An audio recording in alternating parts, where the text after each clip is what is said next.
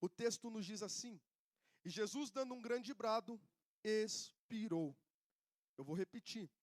E Jesus, dando um grande brado, expirou. Tome seu assento glorificando o nome do Senhor.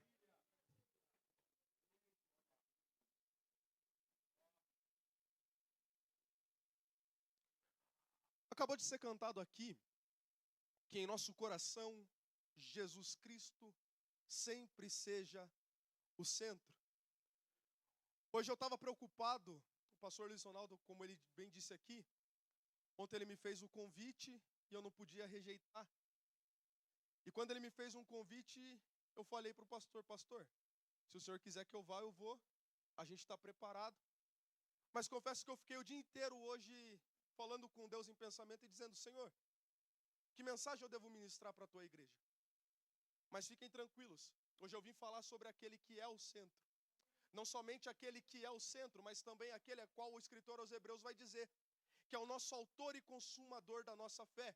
A saber, este que desde quando entramos por aquelas portas, antes mesmo que alguém chegasse dentro dessa igreja, acendesse as luzes ou abrisse os portões, já estava neste ambiente esperando a cada um de nós. E qual é o seu nome? Nós cantamos: Jesus Cristo de Nazaré.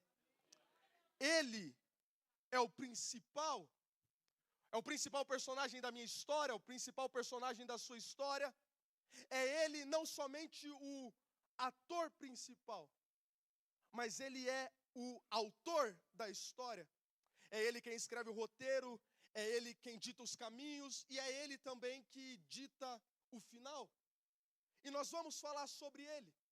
Quando nós lemos o capítulo de número 14, o capítulo de número 15 de Marcos, no verso de número 37, a qual nós lemos, nós vamos ver ele dizer um dos versículos, para mim, dos mais impactantes que a Bíblia já nos apresentou, pois ele é um versículo curto, mas com grande significado, pastor Luiz Ronaldo, porque ali não está somente uma fala de Jesus Cristo, mas está sendo registrado aquilo que seria para nós a nossa carta, digamos, entre aspas, de euforia, pois antes éramos escravos do pecado, antes éramos escravos dos nossos delitos, mas quando Jesus Cristo está no Calvário dizendo, ele diz, quando ele expira, dizendo, está consumado, aquele momento é Jesus Cristo assinando a carta minha e sua, e em outras palavras dizendo, está comprado, está liberto, está agora sendo adquirido, não pelo pecado, não pelo adversário das nossas almas, mas por quem então, Eliseu? Por aquele que em Gênesis vai dizer que forma o homem com suas próprias mãos, e não fica só nisso, a Bíblia nos diz que quando ele olha aquele barro que foi formado na versão de nós humanos, Adão, ele também sopra o fôlego de vida em suas narinas, aquele que desde o princípio deveria pertencer a ele, mas que agora está jogado, destruído no lamaçal do pecado, na cruz Jesus está dizendo, eu estou comprando de volta. Nós vamos falar sobre isso, mas para entendermos isso com mais clareza, nos é necessário voltar a alguns capítulos ou versículos, a saber o capítulo de número 14, meu querido amigo presbítero Marcos Hipólito. Por que, Eliseu? Porque no capítulo de número 14, nós iremos ver Marcos narrar, trazendo desde o seu primeiro versículo a narrativa a respeito de uma conspiração que os seus inimigos, e a saber um daqueles que comia na mesma mesa, a saber um daqueles que viviam com ele, aprendeu com ele, comia do pão que ele servia, só que agora está tramando entregar o mestre. Você sabe a história. Nós estamos falando de Judas Iscariotes, aquele a qual foi escolhido pelo próprio Cristo. Mas agora a Bíblia nos diz que ele se reúne, senhores, com aqueles que tramavam em oculto assassinar a Jesus Cristo, acabar com a história, acabar com a vida do Mestre. Nós vamos ver Marcos narrar a respeito disso. Mas eu gosto de pregar de uma maneira um pouco diferente. E para início dessa mensagem eu gostaria de começar a destacar alguns pontos. O primeiro ponto é, e isso aqui eu sei que vai doer, mas é necessário para a nossa alma. O primeiro ponto é, nem todo mundo que está perto realmente está junto, unido no mesmo propósito. Isso é importante de se entender. Como assim, Eliseu? Judas não era alguém de fora. Judas não era alguém que passava do lado de fora. Vamos colocar um exemplo nos nossos dias atuais, do templo. Judas não era alguém que só tinha ouvido falar de Jesus. Judas não era alguém que somente conhecia a fama que percorria sobre um homem que levantava paralíticos, sobre um homem que curava cegos, sobre um homem que curava leprosos, ou que perdoava pecados. Eu já falei aqui, Judas era alguém, Paola, que o próprio mestre um dia olhou para ele e disse: vem e segue-me. Judas é alguém escolhido, é alguém separado por Cristo. Andava com Cristo, comia com Cristo, aprendia de Cristo, e até uma certa feita, quando Jesus envia os 12 em missão pela primeira vez, ele também expulsava demônios pela autoridade de Cristo. Ele não era um mero espectador, ele não simplesmente conhecia, mas ele também vivenciava tudo aquilo. Mas nós vamos ver que, mesmo ele tendo vivenciado, mesmo ele tendo vivido, mesmo ele tendo participado, ele só estava perto. E aqui é uma grande diferença. Como assim? Perto é diferente de estar junto. Infelizmente, nos nossos dias atuais, é muito fácil de se identificar quem está perto. Mas Deus ainda nessa noite procura quem quer estar envolvido junto no mesmo propósito. Como assim, Eliseu? Eu te provo. Aquela pessoa que está perto, ela vem de segunda a segunda na igreja. Mas ela está nem aí para as coisas de Deus. Ela até pula no congresso, ela até glorifica, ela até levanta as mãos, ela até fala, eu creio. Mas dentro do seu coração ela está totalmente longe. Ela chega num culto como esse, num domingo, onde a presença de Deus, ela invade a casa. E ela consegue sair da mesma maneira, sem abrir a boca, dar um glória a Deus. Ela consegue subir, cantar, louvar ao Senhor, mas não sentir nada dentro da sua alma. Não entendo, Eliseu, como assim? João nos dá esse episódio. Jesus Cristo está na mesa da ceia e começa a lavar o pé dos discípulos um por um, pastor Luiz Ronaldo. E depois que ele termina de lavar o pé deles, ele diz: nem todos estão limpos. Como pode alguém viver com Cristo? Como pode alguém ter os seus pés lavados pelo Criador? Não está completamente limpo. Judas é a prova. Porque enquanto eu imagino Jesus Cristo lavando os seus pés, eu imagino Judas já pensando naquilo que ele iria cometer na madrugada. Quantos de nós entramos dentro da casa do Senhor e nós estamos igual Judas? Estamos perto, estamos até que, entre aspas, envolvidos. Mas aí Deus ainda continua olhando de cima e dizendo, só está perto, mas ainda não está junto. Mas Deus, ele canta, ele prega, ele louva, ele adora. Mas Deus do trono ainda está olhando e dizendo: só está perto, ainda precisa estar junto. Isso é interessante, irmã Leila, porque mesmo Jesus sabendo disso, ele vai até as últimas consequências com Judas. Em momento algum ele olha para ele e expulsa do ambiente.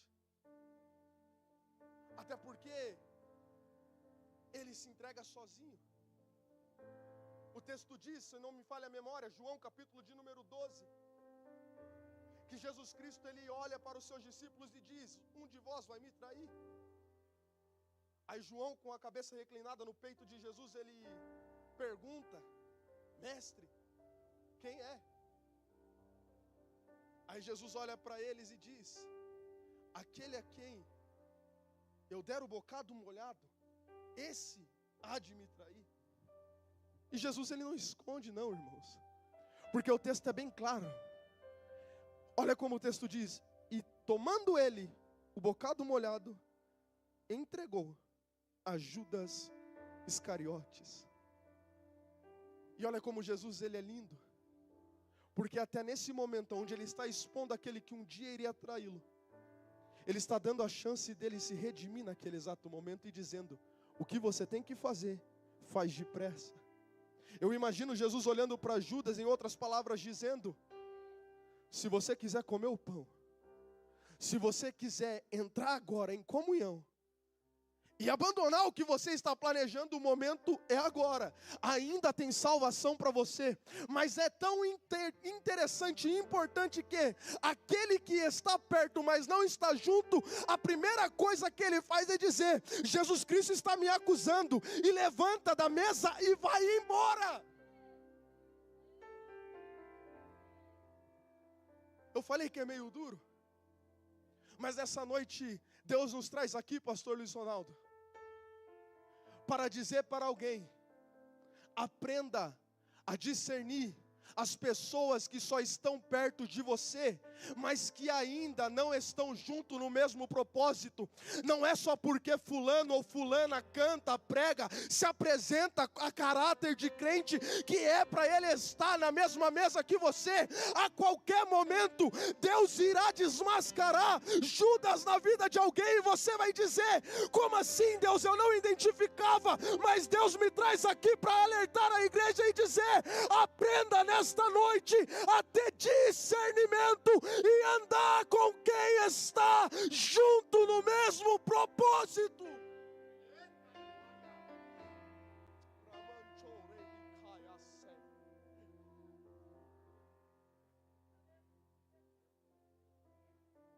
Só que o nosso problema é que a gente quer abraçar todo mundo.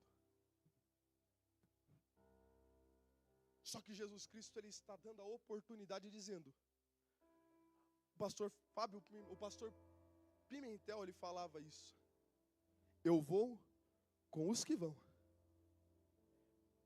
Se não quer ir, pode ficar para trás.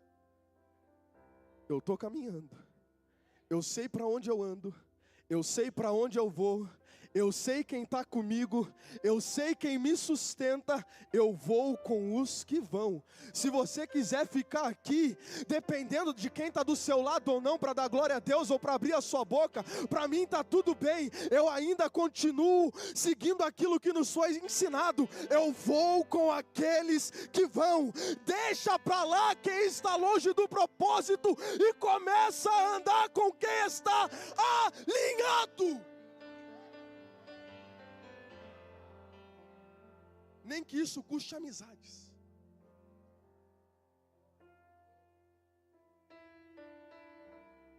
Segundo ponto, eu preciso correr um pouco. A angústia e a aflição do Getsemane. Aqui vai dar uma apertada um pouquinho mais. Sabe por quê, pastor Oséias? Porque a Bíblia diz que após Jesus ceiar com seus discípulos, tudo isso acontece. Marcos capítulo de número 15, verso de número 32 diz, 14, 32, perdão. Diz assim: então foram a um lugar chamado Getsêmani. Ali chegados, disse Jesus a seus discípulos, disse quem? Jesus: assentai-vos aqui, enquanto eu vou orar. Ele sai para orar com os discípulos, mas isso é interessante, porque o texto diz que ele deixa 8 dos discípulos. Judas já não estava mais entre eles, só que ele separa 3.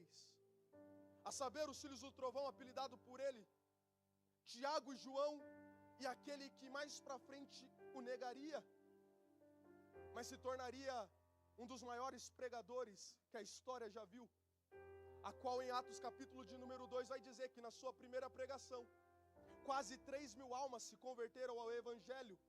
Pedro.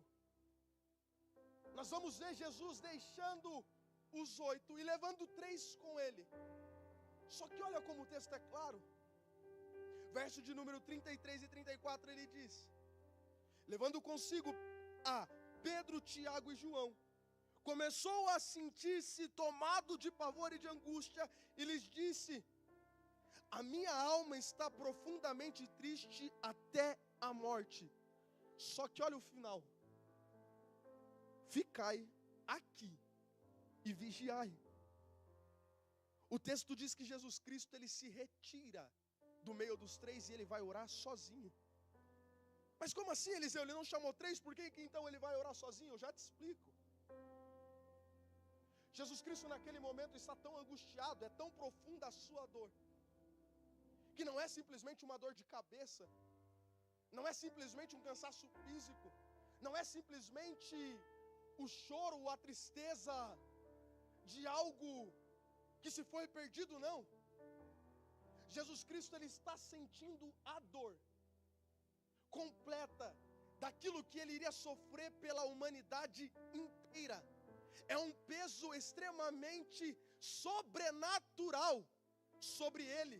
E agora eu vou fazer uma pergunta, não precisa me responder, mas a oração de Pedro, de Tiago e de João, Ronaldo, fariam algum efeito para que Jesus parasse de sentir essa dor?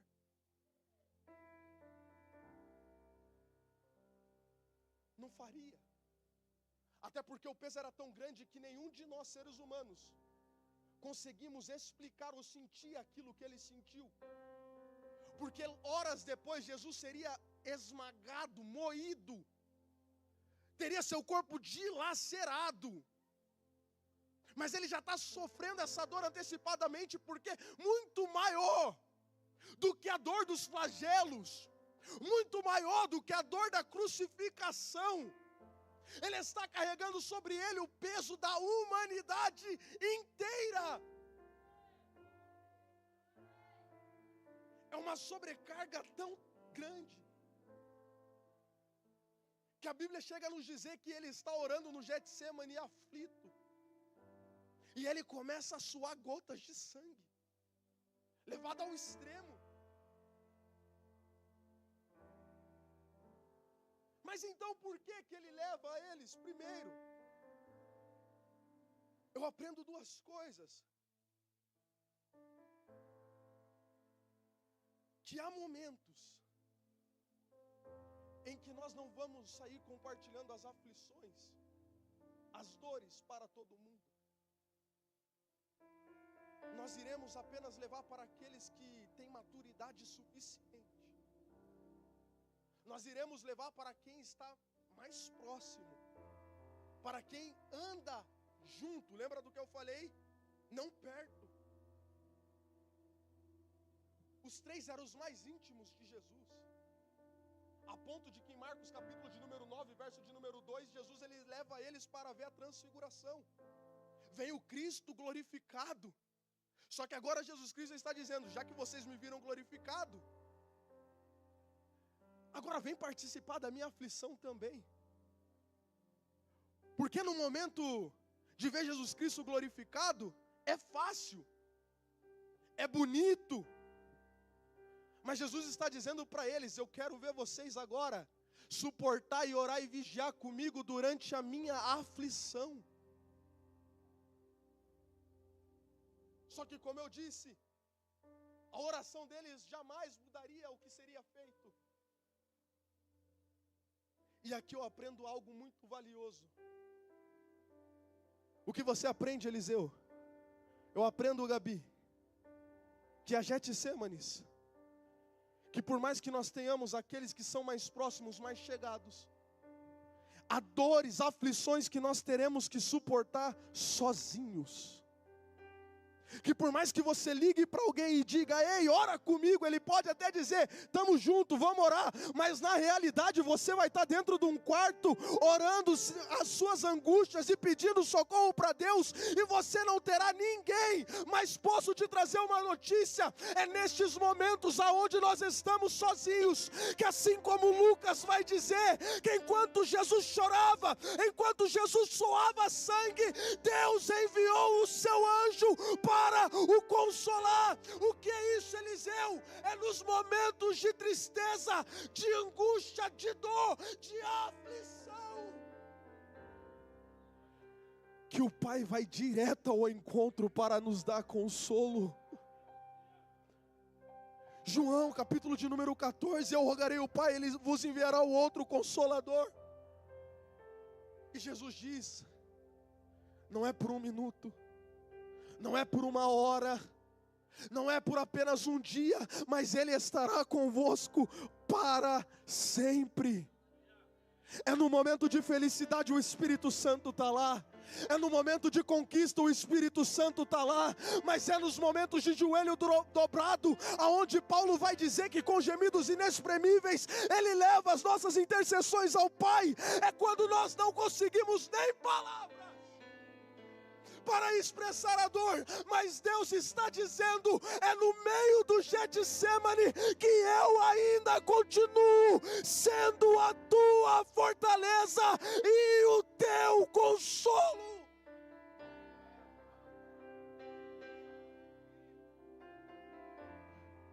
Talvez você chegou aqui com uma tristeza tão grande e tão profunda, que você já falou para o teu amigo, para a tua amiga e disse, ei, eu não estou suportando mais. E o máximo que ele disse para você foi falar, eu vou orar por você. Mas posso te dizer uma coisa, dobra o joelho no chão, que você não vai só apenas contar, mas Jesus Cristo estará do teu lado dizendo, fica calmo, fica tranquila, fica tranquilo, porque além de escutar e apenas dizer, vou orar por você, eu já estou aqui contigo.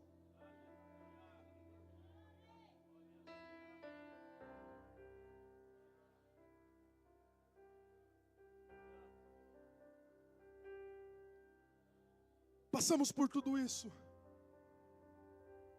Chegamos no capítulo de número 15. A Bíblia diz que Jesus é levado, amarrado, diante do imperador romano da época, Pôncio Pilatos. Você conhece a história? A multidão, ao ele ser apresentado diante dela, e um certo homem chamado Barrabás para ser libertado naquela época. Este que merecia estar no lugar que estava, pois era um homicida, era alguém que lutava contra o Império Romano, um rebelde. Pôncio Pilatos faz a pergunta, quem vocês querem que eu solte? A multidão inteira, e eu imagino isso aqui, isso me dói, pastor.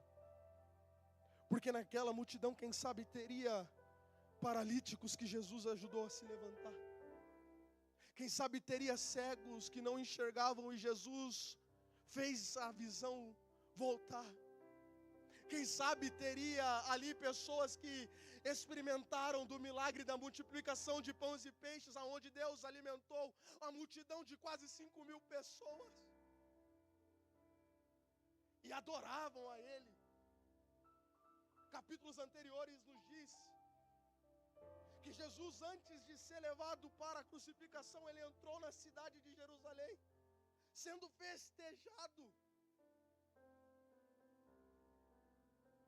Mas aquela mesma multidão, aqueles mesmos que diziam: glória a Deus, aleluia, louvado seja o Senhor, é os mesmos que quando Pilatos faz a pergunta não pensam duas vezes para dizer: solta Barrabás. E o que vocês querem que eu faça com ele? Crucifica. Coloca em cima do Gólgota.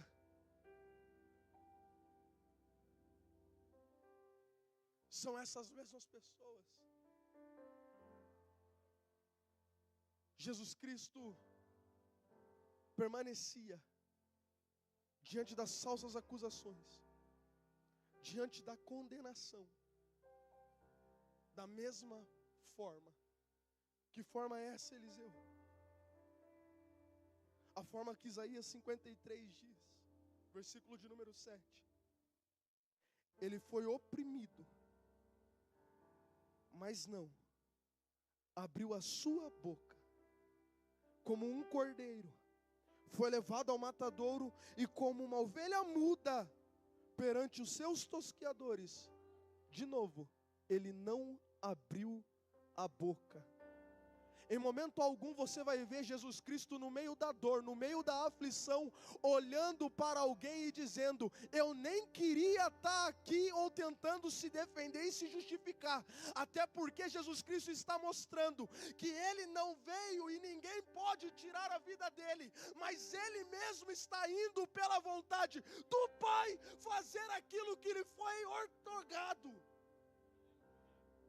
Me prova, Eliseu. Filipenses capítulo de número 2.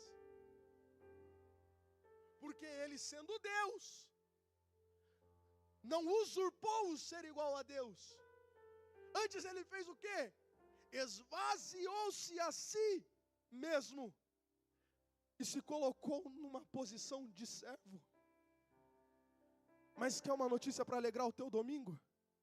Que mesmo Jesus passando por tudo isso, Paulo vai dizer em Filipenses que, por ele ser obediente até a morte de cruz, lhe foi dado um nome que é sobre todo nome, a qual o próprio Deus o exaltou, para que todo joelho se dobre, seja no céu, seja na terra, e para que toda língua confesse que Jesus Cristo não é o Rei dos judeus, mas Ele é Rei dos reis, Senhor dos senhores, Rei dos reis e Senhor dos senhores.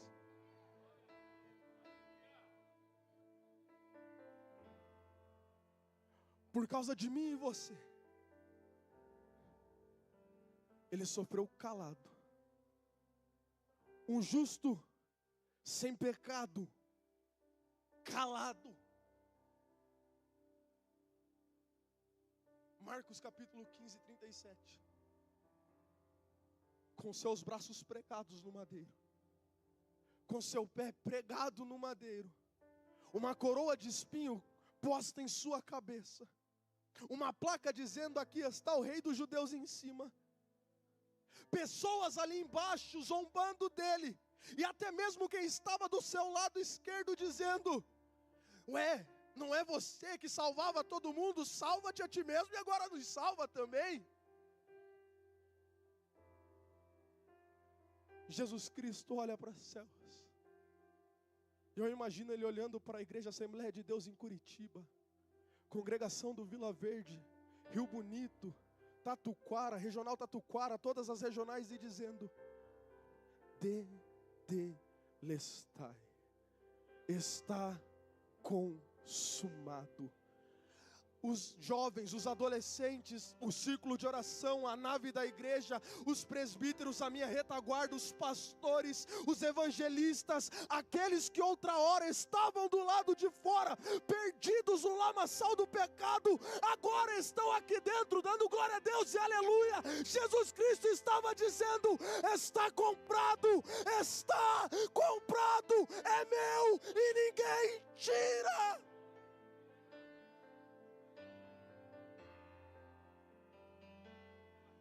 Quem éramos nós, Eliseu? Éramos aquele que Paulo vai dizer em Romanos 3:23, porque todos pecaram e destituídos estão da glória de Deus. Mas nós somos aqueles também que por meio do sacrifício de Jesus Cristo na cruz do Calvário, Paulo diz no capítulo de número 8, dizendo: por causa do sacrifício de Cristo agora somos filhos de Deus e co-herdeiros de Cristo. Herdamos algo que não era nosso. Você está aqui, nem era para você estar aqui. Mas olha como Deus te ama.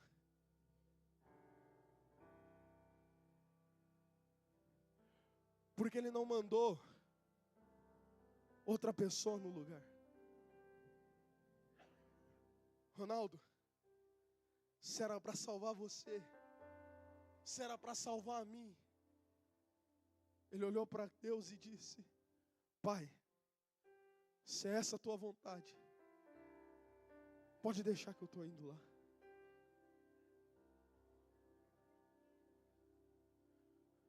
Alguém tem que morrer.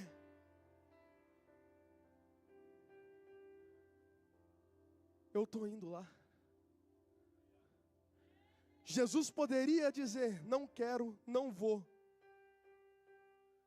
E ele até fala em Lucas, no Getsemane, dizendo: Pai, se possível. Não é Pai, tira, é se possível. Afasta de mim esse cálice.